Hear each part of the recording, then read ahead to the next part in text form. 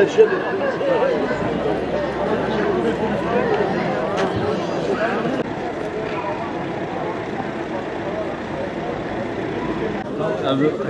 bebeği sen. O bebeği de. Ver bebeği. Arabayı getir ya. Bu eşyaları doldur.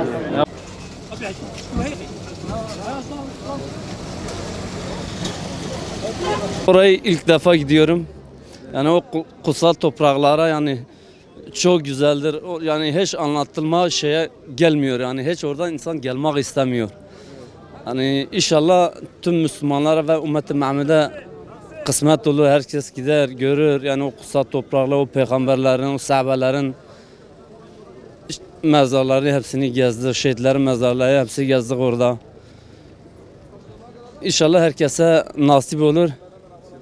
İnşallah hac da kabul olsa, hacca da gitme nasip olsa insan geçse hoştur. Oraya gitmek çok güzeldi. Tabii ki de herkesin oralara gidip görmesini, Peygamber Efendimizin neler çektiklerini, nasıl yaşadıklarını, İslam'ın nasıl zorluklarla bugüne geldiğini onları için oraları görmeleri gerekir bence.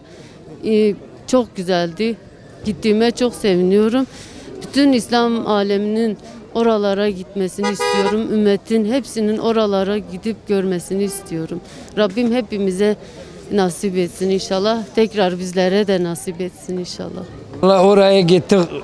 Ne düşünelim? Yani insan sevgide ve şeyden daha sevinçte hiçbir şey konuşamaz yani. O kadar ki hoştur ki insan ama ben şahsen istemedim geleyim. Hiç Diyarbakır aklıma gelmedi bile. O kadar hoştu. Gittik Peygamberimizi ziyaret ettik ve Kabe'yi ziyaret ettik. Ve Hira mağarasına gittik, Sef mağarasına gittik. Biz giderken yani bundan 20 sene önce ağladık, dedik acaba bize kısmet olur mu? Ama Allah-u Teala Rabbim bugüne etti.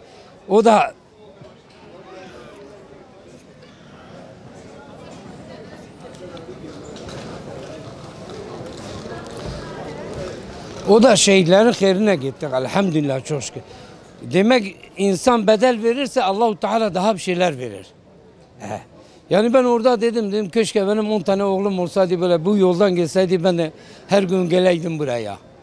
O kadar ki tabii şeye gittik, Uhud'a gittik. Uhud'da dedim Hazreti Hamza ne kadar pırın parça olmuştu da çocuklarımız da öyle olmuştu.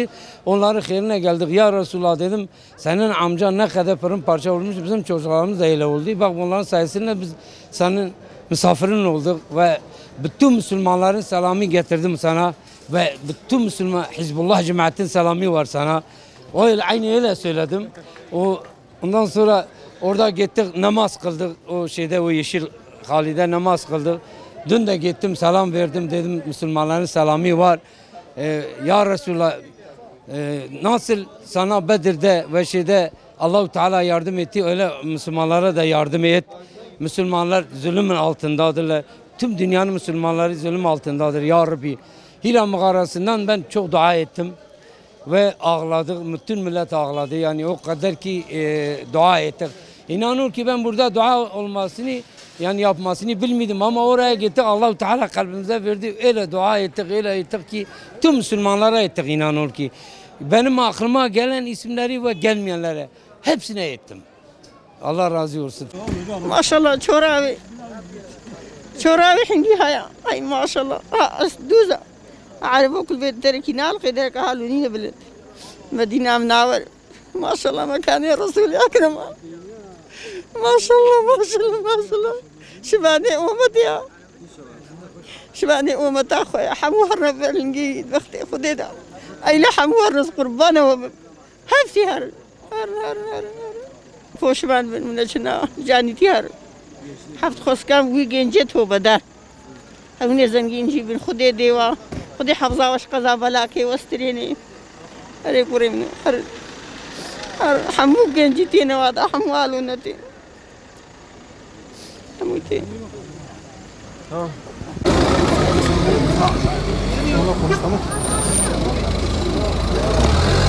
Erken yaşta gitmenin çok avantajlı olduğunu düşünüyorum. Çünkü yani ileride insanın ya imkanı olmaz, ya Allah nasip etmez ya da başına bir iş gelir. Oralara gidemez. Erken yaşta gitmenin ilk fırsatta insanların o mübarek toprakları görmesi lazım. En başta.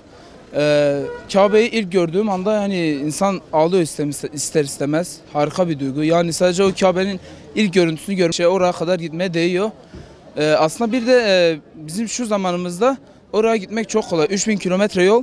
Şu an uçakla 3,5 saat sürüyor. Eski zamanlarda insanlar develerle, yürüyerek gidiyorlardı ya da eşekle, atla gidiyorlardı.